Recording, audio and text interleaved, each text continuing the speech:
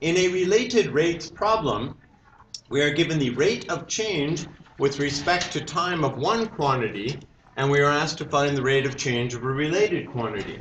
To do this, we find an equation that relates the two quantities and use the chain rule and implicit differentiation to differentiate both sides of the equation with respect to time, right? So rate of change implies time, right? Something's happening. And a rate of change is a derivative, right? Rate of change is a derivative. This is a derivative. Derivative. Procedure. Identify rates you know, and a lot of times it's just there's something that we can measure easily, and there's another, something else is changing. It's not as easily measured. Okay, and that's why we're doing this procedure, right? It's just there's one thing, hey, we can measure this easily. It's very easy to measure, say, the volume of a balloon as we're blowing it up, but it's not easy to measure the radius of the balloon as the radius increases, right? So you blow up a balloon, volume's increasing, so is radius. So identify rates you know and the rate to be determined. Write an equation that relates all the variables. You may have to do some extra work to express the equation in one variable, right? And as we go through the examples, we'll see one's where, yeah, you don't do anything here, but you do stuff here. Take the derivative of both sides of the equation with respect to time. Remember to use chain rule. Substitute all known values and rates and solve for the unknown rate. You may have to do extra work to determine the value.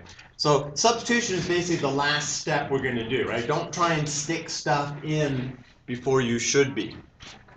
Okay? All right, so we're just going to start with some unrelated stuff, in a sense. If A is equal, so area is pi r squared, determine an expression for the rate of change of area with respect to time in terms of the radius and the rate of change of the radius with respect to time, right? dr by dt. So, I mean, basically, we should start off with A equals pi r squared. And we're just going to take the derivative with respect to time of the left side and the right side, right? So derivative with respect to time of area is dA by dt. And that is equal to, okay, so what we're going to do, if you think about the chain rule, right, how does that work, right? You say dA by dt is dA by dr times dr by dt, right? It's as if you are canceling those dr, which you're not, but it's like you're doing that, right? It's like we're splitting this up, and we can say this because we want this, right? We want the rate of change of the radius with respect to time. And dA by dr we can work out, right? And we're just taking this, so that is 2 pi r. So dA by dt is equal to 2 pi r times dr by dt. So we have dA by dt in terms of r. 2 pi is just a constant, right? So in terms of r and in terms of dr by dt. And then what we would do is give you a problem where we say, so when the radius is this, how is it changing? Okay, and then we would solve. And you'll see that in some subsequent things. But it's just the basic idea of, okay, take the derivative with respect to time. Bless you. If y equals 4x squared minus 3x plus 5, then determine an expression for dy by dt in terms of x and dx by dt. So dy by dt. So if you think about that using the chain rule, you're going to say, well, it's dy by dx, which is actually pretty easy to work out, times dx by dt. Okay, and so what's dy by dx? 8x minus 3. So dy by dt is, now, that's a quantity, right? So let's put it in parentheses. Otherwise, we'll end up with 8x minus 3 times, which is not quite what we want. All right, so again, pretty straightforward there. Nothing too exciting yet. Okay, if V is pi r squared h, so what is this thing? It's going to be a cylinder, right? It's the volume of a cylinder. determine an expression for dV by dt. So if you think, well, we could have a cylinder that we're filling with something, right? And we want to know the rate of change of the volume with respect to time. Or we just could have a cylinder that we're making larger. In terms of RH, dr by dt, and dH by dt.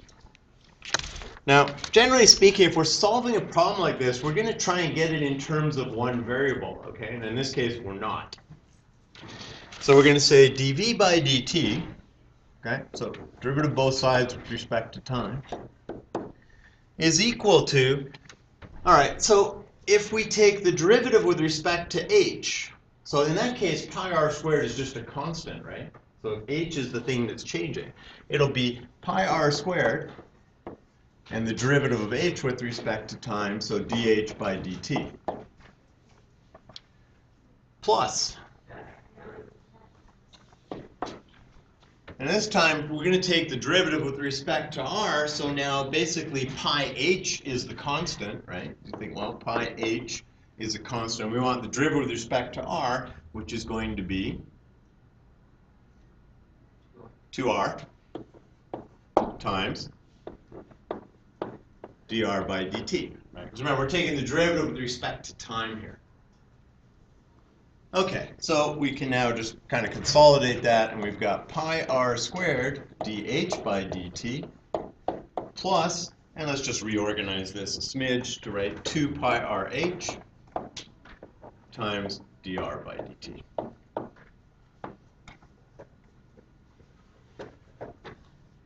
Okay, and you're going to see this type of problem is going to come up in a couple of minutes, actually, where we're filling a cylinder or something and just saying, hey, you know, instead of doing all of this, if we can express it in terms of one variable, like just r, if we can express h in terms of r or vice versa, then it'll be an easier problem to work. Okay, so here's the first really worked problem. Pebble is dropped into a pond, causing ripples in the form of concentric circles that are growing inside. You've probably all seen that happen. The radius of one circle is growing at a rate of 0.3 meters per second. Okay, so you drop pebble in the pond, and get these concentric. Determine the rate of change of the area when the radius of the circle is 2 meters. Okay, so you think, you know, bloop, I dropped that in. Radius is growing. How is the area changing with respect? Okay, now, we're not going to do any of these numbers until we've just gone through the problem, right? Which in this case is just area equals pi r squared. But here, we look at this and we say the radius is changing. So this is dr by dt, right? That's the rate of change of the radius with respect to time. And this is going to be r, right? That's the radius. Okay. But first, we're going to work it out as if we didn't have any of these quantities, right? So you just say, all right, it's area. So area is pi r squared. Okay, and then we're just going to do what we did before. So dA by dt is dA by dr times dr by dt.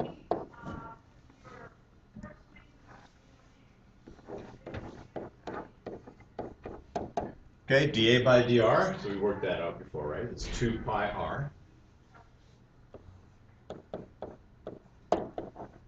times dr by dt.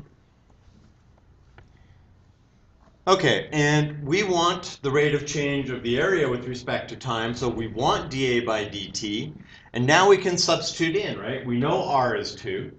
We know dr by dt is 0.3, so 2 pi 2, right? And this information comes from above, times 0.3.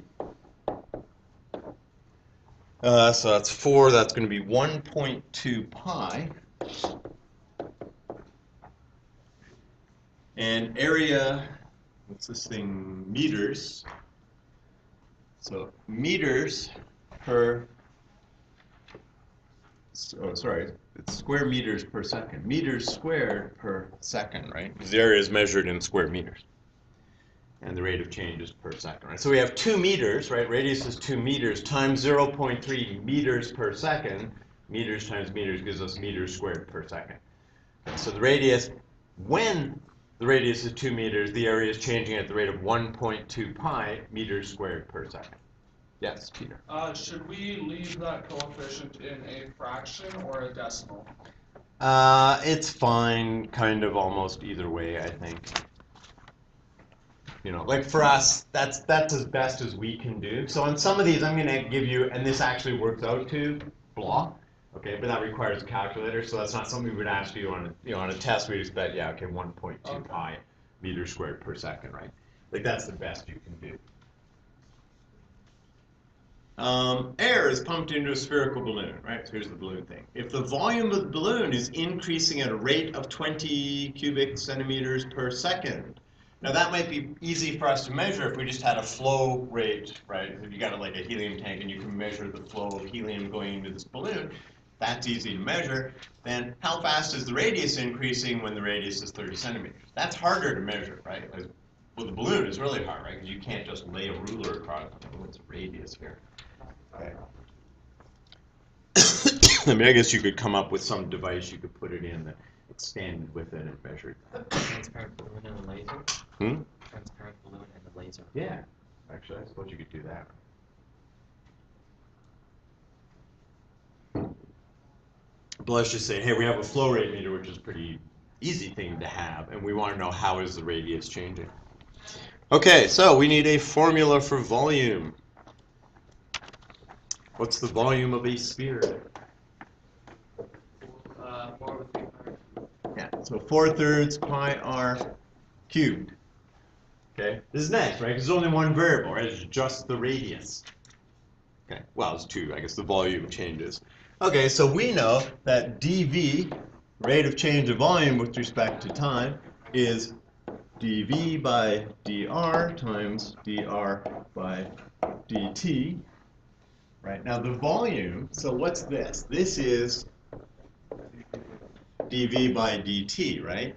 This is r, and then how fast is the radius increasing? That's dr by dt, right? So in this case, we're solving for dr by dt, right? And we're given dV by dt, right? Don't fill anything in yet, right? So we're just going to say, all right, fine. So dV by dt is dV by dr. So what's dV by dr? 4 pi r squared. 4 pi r squared.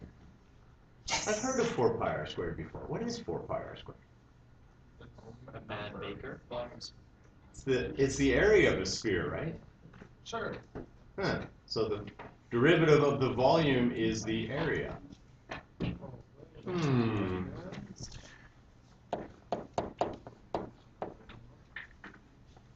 of interesting. Okay, times dr by dt. Okay, so now we can go and throw in some numbers here, right? Or we could rearrange this equation, I guess, right?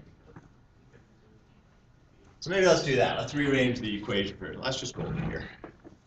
So dr by dt is going to be equal to, so I don't want to write dV by dt divided by this, so I'm just going to say, all right, let's multiply both sides by 1 over 4 pi r squared.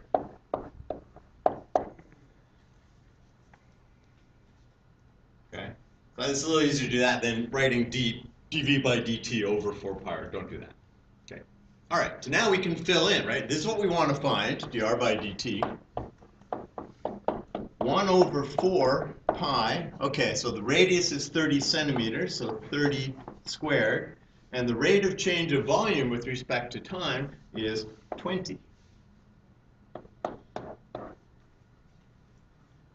Okay, so all we got to do is work this out as best we can. So 30 squared is what, like 900? Okay, so the 4, well, we can cancel the 4. Let's do that. So the 4, and then that 5 times. So we're going to get 5 over 900 pi, and that can be simplified a bit more. Now, what are our units? So what have we got here? We've got 4 pi r squared, which is going to be in square centimeters, times That's square. So this is cubic centimeters per second, and we're looking for change of radius. So it's really just going to be centimeters per second, right? That's like centimeters cubed per second, and that's centimeters squared. So it's going to be centimeters per second. Centimeters per second. 5 goes into 900, what, 180 times or something? Yeah. So 1 over 180 pi centimeters per second. All right, so when... Centimeters cubed? No, just centimeters. It's radius that's changing, right? I thought they are. Okay, wait, back one up. Whoops. This is centimeters cubed per second. And this guy here is centimeters squared, right? Oh. Okay, because this is an area. 4 pi r squared is an area, right? So that's centimeters squared. So that takes out the cube, leaving us with just centimeters per second. Right, which if you think about it, is just how's the radius changing? Well, radius is centimeters per second. Okay, so 1 over 180 pi centimeters per second. No. Well, okay, it's not polite to argue. The length of a rectangle is increasing at a rate of 3 centimeters per second, and the width of a rectangle is increasing at a rate of 2 centimeters per second. How fast is the area of the rectangle growing when its length is 15 centimeters and its width is 8 centimeters? Okay, so the length is changing, so let's call this guy here dl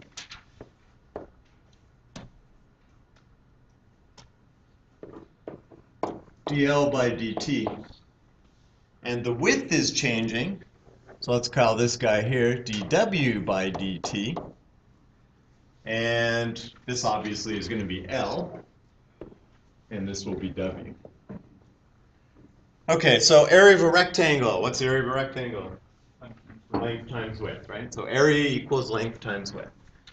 A is L times W. Now, we don't know any relationship between L and W, right? So it's not like we'd say, well, it says like the area, initially the length is twice the width or something like that. So we can't do this in one variable, right? I can't express W in terms of L or L in terms of W. I don't know how initially they related to each other. So we can't do that. So we're going to have to just do this as, okay, let's just take the derivative with respect to time of both sides. So dA by dt. This is a product, right? So if we're going to do derivative of width, then L is a constant, so it's just going to be L times the derivative of the width with respect to time, plus, now W is a constant, and it's L that we're doing, so then it's W times dL by dt. And if we look up top, we have L, W, dL by dt, and dW by dt. Okay, so now we can just fill in the numbers. So, and it's the area that we're looking for, right? So we're looking for dA by dt. That's the thing. All right, that's good, right? We don't have to do any rearranging. Okay, so dA by dt is the length, which was 15, times the rate of change of width, which was 2. Okay, so that's centimeters, this is centimeters per second, plus the width, which was 8 centimeters. And the rate of change was like 3 centimeters per second. All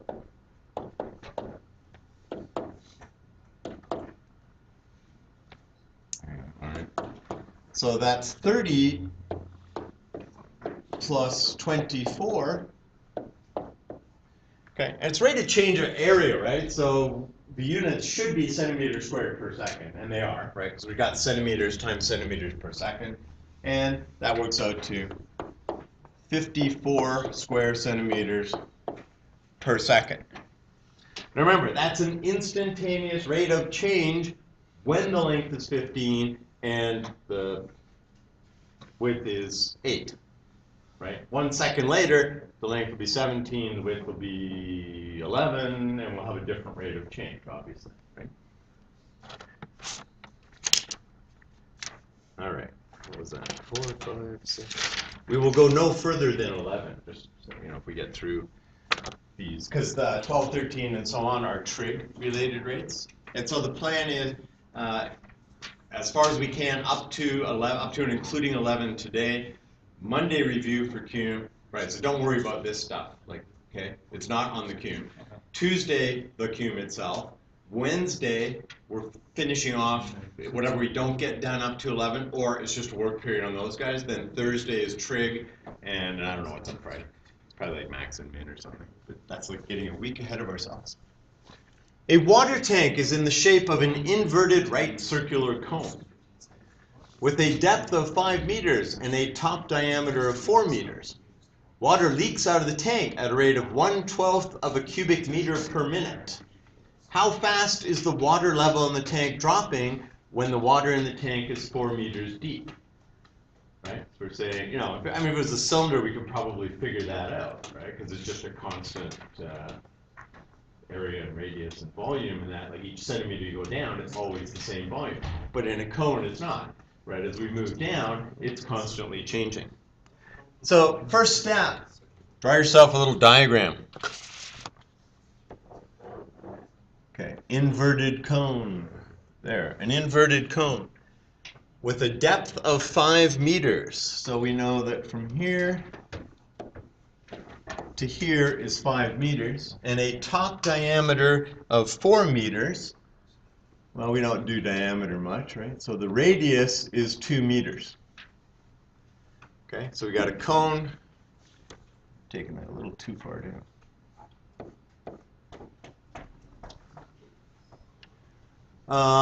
Water is leaking out, right? So there's a little drip of water coming out of the bottom at a 1/12 of a cubic. I have no idea how big a 1/12 of a cubic meter is. Well, cubic meter is 1,000 liters, right? Yeah, cubic meter is 1,000 liters, and a 1/12 of 1,000 is actually coming out at a pretty decent rate, I guess, right? 1,000 divided by 12. Yeah, so it's per minute, though. How fast is the water level in the tank drop? So we know water level in the tank when the water in the tank is 4 meters deep. Okay, so then we know that we're interested in having 4 meters here, right? Okay, so how fast is the water level in the tank dropping? So what are we given? So what's 1/12 of a cubic meter per minute? That's a change in volume, right? So this is dV by dt.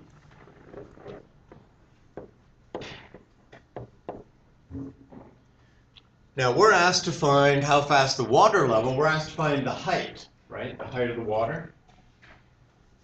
How fast is the water level in the tank dropping? So this is dH by dt. That's the height, okay? When h equals 4 meters. When h is equal to 4 meters.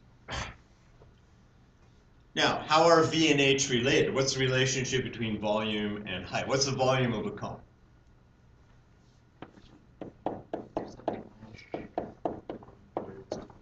Okay, so we'll give that to you, right? So volume is 1/3 pi r squared h.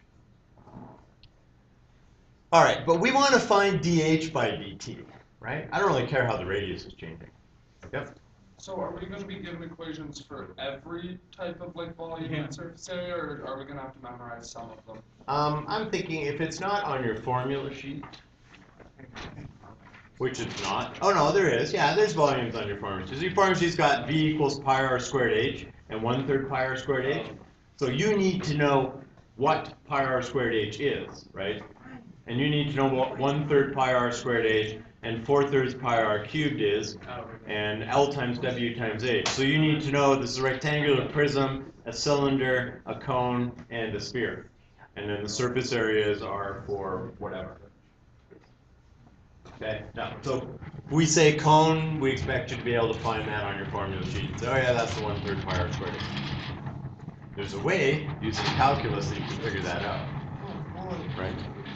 I don't know if we will. I think maybe we do, like later on. Why?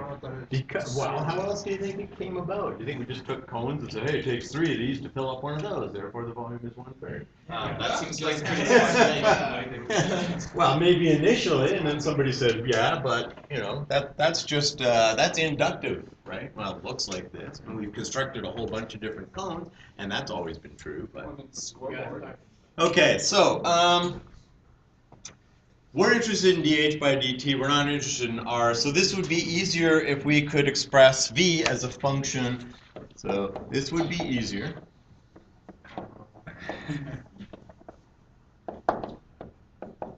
If we could express V as a function of H alone. Okay, so can we find out the relationship between the radius and the height? And we say, yeah, we can, because it's just going to be similar triangles, right? So we know that initially we have this, right? We have a 2-meter radius and a 5-meter height. Okay, now when the water level drops to here, you're going to get a similar triangle, right? That's R, and that's going to be our H. And that's R. So we could say that R over H is going to be in the same proportion as 2 over 5, right? So any triangle we're measuring here, right, that's going to come in handy when we have to put the 4 in, but that comes later. So R over H is 2 over 5, so that means that 2H is equal to 5R, or that H, oh sorry, we want R. So 5R is equal to 2H, so R is equal to 2/5 H. So we can go back to our formula, volume, and replace R with 2/5 H. So V is 1/3 pi, let's call that 2H, 2/5 H. Okay, so the volume is 1/3 pi 2H over 5 quantity squared times H. Which is, so what do we got? 4, 25, 75. So the volume is, okay, so what's that? 4 over 25, so 4H cubed, 4 pi H cubed over 75.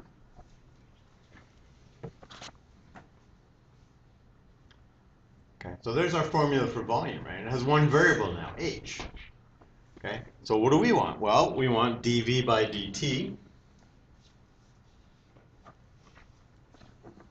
So here's what we're aiming for. dV by dt, right? Chain rule says, well, it's going to be dV by dH times dH by dt. Right? And dH by dt is what we're trying to find, and we were given dV by dt. So what's this? Well, we're just going to take the derivative of that. So dV by dt. Okay, so what's the derivative of 4 pi H cubed over 75? No, that's not product. 4 pi over 75 is a constant, right? Yeah. So it's 3 times 4 pi over 75, which will be 4 pi over 25 H squared. Okay, so that's a constant. We're just going to multiply by 3. That'll go into the 75, right? So 4 pi H squared over 25 times dH by dt. All right, so dH by dt is what we want to find, right? So let's go over here. So dH by dt is going to be, so we're just going to flip this, 25 over 4 pi H squared times dV by dt. Okay, so what do we know? What the information did they give us? dV by dt is 1 over 12. But actually, it's negative 1 over 12, right? Because we're losing water. So we need to make it negative, right? If we ended up putting 1 over 12 in there, we'd be adding water. So it's losing water, right? It's dripping out. So the rate of change. And we know that the height, we want it when the height is 4 meters deep, right? So we know, right? We're trying to find dH by dt when h is 4. So we're just going to go in here. dH by dt, that's what we want to find. 25, 4 pi, 4 squared, and negative 1/12. Okay? So watch that. It's very important in related rates problem is the quantity that we're measuring, is it getting bigger or smaller? Right? And if it's getting smaller, then it's going to be a negative. Right? If it's getting larger, it's going to be a positive. So just, you got to watch that when you're doing these, because the rate of change, we're just saying, hey, it's 1/12 of a meter per minute. It's losing water. And then you got to say, okay, wait a second, that's negative, right? Volume is decreasing, right? And that's what we're looking for. The height has to be going down, right? So that means this quantity has to be negative, right? 'Cause it's changing, but it's dropping. So if you accidentally put a plus in there, it's like, oh, you're going the wrong way. Okay. All right. So what do we got? 25 and 64 pi and a negative. Let's clean this up. So dH by dt is negative 25, 64 pi times 12. All right, 64 times 12 is 640. 768. Yeah, 128. Yeah, 768. So negative 25, 768 pi, and it's meters, right, per minute. So it's a change of height, right? So height is going to be meters per minute. And then I think I actually wrote down the decimal. It's negative 0.01 meters per minute. Rounded to the nearest like hundredths, right? Which we won't ask you to do. Yeah. So do we need to show our work for units, or do we just kind of at the end go, oh, it's I think at height? the end you can just go, Oh, okay. it's this, right? Like in physics, you always put the units with everything, don't you? Yeah. Right, so you do everything, it's like, it's always a number, and in math, it's always like, we're not physicists. You know, it's like, we'll throw the units in at the end, and if it's area, it's centimeters squared. So if it's a rate of change of height with respect to time, right? Biggest thing here is it's negative, right? It's going down. So just think about the problem when when you finally get down to doing your final answers. Think, if it's positive, just say, so that means the height's going up. And wait a second, water's leaking out of this tank, right? So it could be a tank and water's dripping into it, and then the height could be going up. Okay, a 2-meter tall statue is a common type of question. 2-meter tall statue is being moved at a rate of 0.4 meters per second, or it could be a man walking too, right? For some reason it's a statue, I don't know. Is being moved at a rate of 0.4 meters per second away from a lamppost with a light that is 5 meters above the ground. At what rate is the tip of the shadow of the statue moving away from the base of the light post? Okay, so if you think about it, if you're standing there and so there's a shadow, right? If you start moving, then your shadow moves as well, right? The tip of your shadow moves. And also, at what rate is the length of the shadow of the statue changing? Right. So again, the length of your shadow is going to change. So we could do this. It could be you in the sunlight, but the sun is pretty high up. So, with a 5-meter lamppost, we can get away with it. Okay, so let's start off by at least drawing a diagram, right? What are we dealing with here? So we know that we have a 5-meter tall lamppost. And we know that light is shining, and it's causing a shadow to hit the ground, and that somewhere there's this 2-meter tall statue. And it's at some distance from the lamppost, okay, which we don't know. So we can call this whole distance x. And then if we call the distance that this is from the lamppost a, then we call this distance x minus a. Okay, so we've introduced a few quantities here, right? And we're interested in what? So in part A, at what rate is the tip of the shadow of the statue moving away from the base of the lamppost? So that's x, right? How is x changing?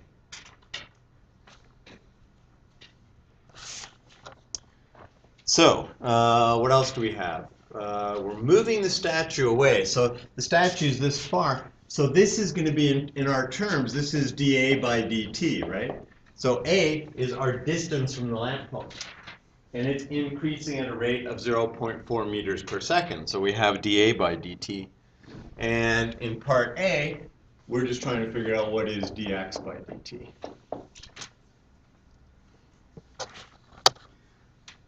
Now, somewhere there's a relationship in the diagram, right? But first of all, let's just start it out saying, so dx by dt, the thing we want to find, is going to be dx by dA times dA by dt. Now, what's dx by dA? How are x and a related? So think about it. Well, we've got similar triangles, right? We have a triangle which says that this distance here, x over 5, is going to be equal to x minus a over 2, right? So there's similar triangles, right? We've got the x over 5, the big triangle, and then we've got the smaller triangle, which is x minus a over 2. All right, so can we solve this for x and get everything in terms of a? We want dx by dA. Okay, so what do we got? 2x is 5x minus 5a. So negative 3x is negative 5a. And x is 5/3 a. So by similar triangles, we've got x is 5/3 a.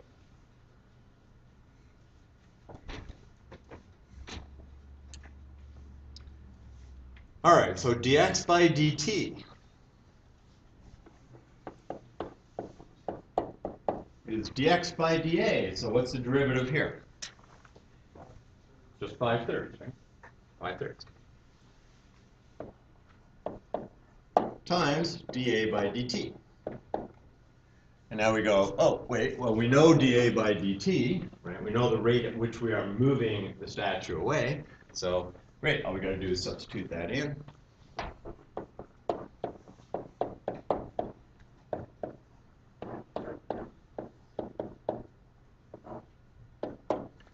And that gives us what? 2/3.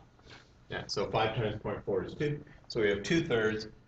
2/3 of units. So rate of moving, so it's going to be meters per second, right?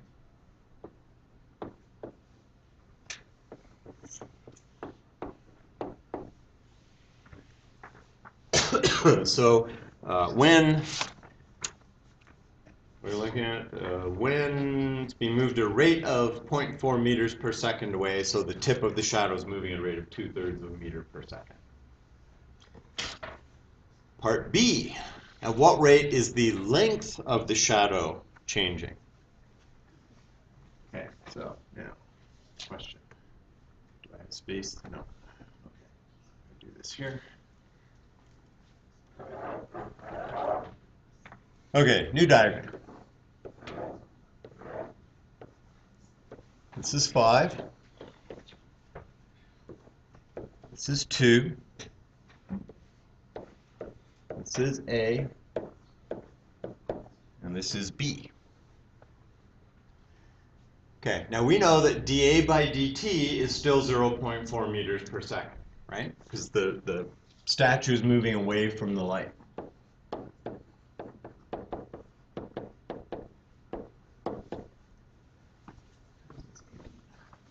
You have 10 minutes left.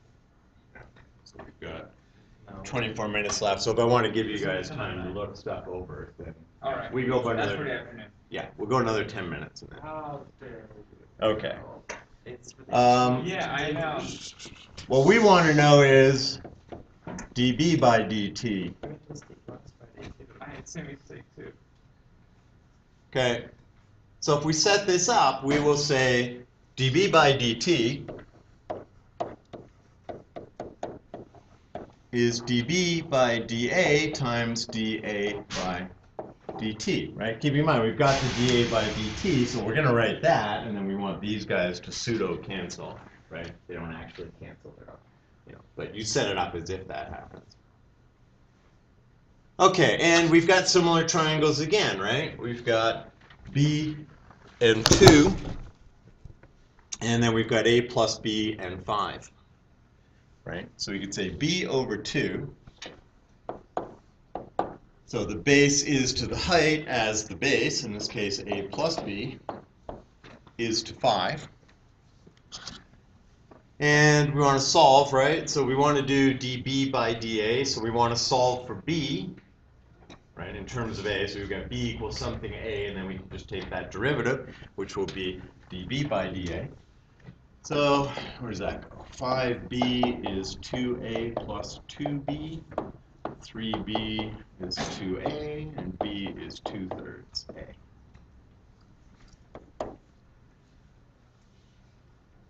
Okay, so we're good to go.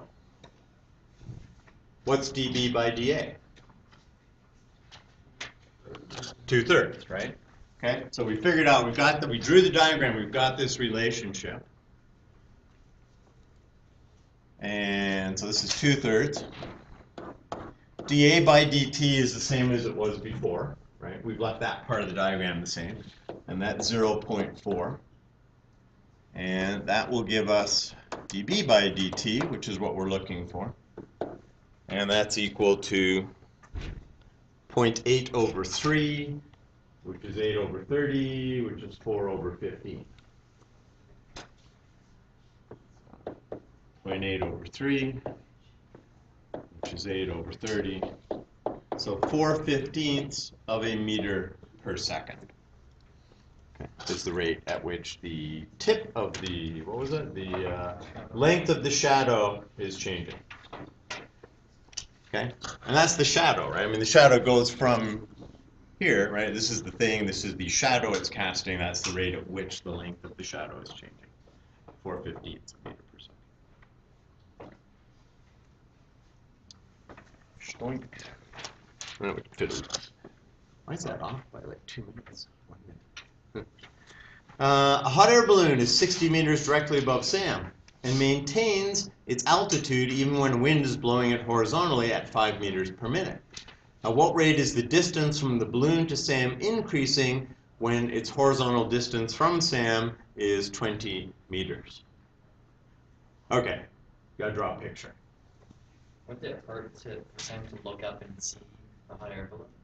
Because the sun's bright. Well, no, it could be at night. How does it see that? Oh, because the hot air balloon has a fire blasting hot air. Maybe he's lying on the The ground. basket It's is very- Jared, he's lying on the ground. Or Okay? is this from Sam to the? Yeah, so the balloon. I think we're talking about the bottom of the basket or something, right? I mean, we need a reference point on, or the center of mass, whatever, right? So yeah, let's draw a balloon. Hot air balloon. What do they look like? Yeah, it's got lines coming down. Anybody been up in a hot air balloon? What? No, I've been up in a cold air balloon. It didn't really work. We didn't get that far off. I've been up on. It's kind of neat. Okay, so there's the balloon. Here's the ground. Balloon is 60 meters. There's 60 meters. Here's Sam. Got his shirt. Ants. Maintains its altitude and goes horizontally at 5 meters per minute. Okay, so the balloon is moving at 5 meters per minute. And what else is changing? So it's going to change. At what rate is the distance when its horizontal distance from SAM is 20 meters? So let's call this x, right? We'll call the horizontal distance x. We want to know when x equals 20, right? So this is going to be x equals 20, but we'll worry about that in a sec. And so the distance is going to be this. right? And that's a 90, so we'll call this Z. And so we'll say, well, we've got a relationship between Z and X, right? And the 5 meters per minute is going to be dx by dt, right? It's the rate of change of its horizontal position. So if horizontally we've defined the variable to be x, then the rate of change horizontally is dx by dt. Okay, so we know that z squared is equal to x squared plus 60 squared. And actually, yeah, we can just kind of leave that, right? And we want the rate of distance from the balloon to Sam. So that rate of distance from balloon to Sam is going to be dz by dt, right? Like that distance. So initially it's 60, right? And then as the balloon moves, it starts to increase. And we want to know, okay, when the balloon is 20 meters away, at what rate is that distance changing? Okay, so we're going to have what? We take the derivative with respect to time of z. We're going to get 2z times dz by dt is equal to, well, we take the derivative of x with respect to time. So it's going to be 2x times dx by dt. And we take the derivative of 60 squared, which is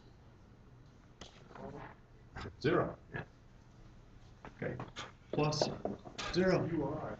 Who got 100 on the math? And then we say, okay, so the 2's, we can divide both sides by 2. Right? We want dz by dt, so dz by dt, or we just divide both sides by 2z. And that's going to be x divided by z times dx by dt. Okay, well, we know dx by dt, right, is 5. We know that x is 20, right, because we want when x is 20. So, excuse me, we need to figure out what z is then, right? So we've got this, we've got x, we've got dx by dt, we can get z, okay? So we go over here and say when x equals 20, z squared is equal to 20 squared plus 60 squared. 20 root 10. Okay. So let's do the goddamn work too. I don't know what to do. It's the square root of 4,000. Okay, 20 root 10. We'll go there. Right. So z is 20 root 10. Like no suspense left. So dz by dt is 20 divided by 20 root 10 times 5. Right? Because we know dx by dt. We know the rate of change of the horizontal. Okay, so 20 and 20 is 1. So dz by dt will be 5 root 10 over 10. So let's go 5 root 10 over 10, which is root 10 over 2. So root 10 over 2. Okay, what's z? That's meters, right? Per, how fast is this thing? It's minutes, right? Meters per minute. Meters per minute. Is it safe for a balloon to be in the air when the wind is almost non-existent? Yeah. I mean, it would just hover, right? Like if you move, so I mean, if you're in a balloon and there's no wind, then you just you blast on the thing at a rate to match your rate of drop, right? You just gotta, the air's gonna cool, the balloon's gonna drop. You put in, I think if you're a balloon pilot, you know how often you have to, and you don't care if your altitude changes a little bit, right? Unless there's trees or building in the way, then you want to change your altitude. So a lot of times they just do this out in the country, right? Where you're above the trees and there's nothing really to worry about. You have chase vehicles and stuff, which you don't really need now. In the old days, you need a chase vehicle, right? You need somebody to keep you in sight so they could retrieve you. Now you can just send them your GPS coordinates off a cell phone, or they could just track you by GPS. Because a vehicle's got to drive out and pick you up. All right, and yeah, root 10 over 2 meters per minute. Okay, what's the next one? Should we? Yeah, we don't have time. Okay, so then what we'll do is on, okay, so forget everything about this stuff.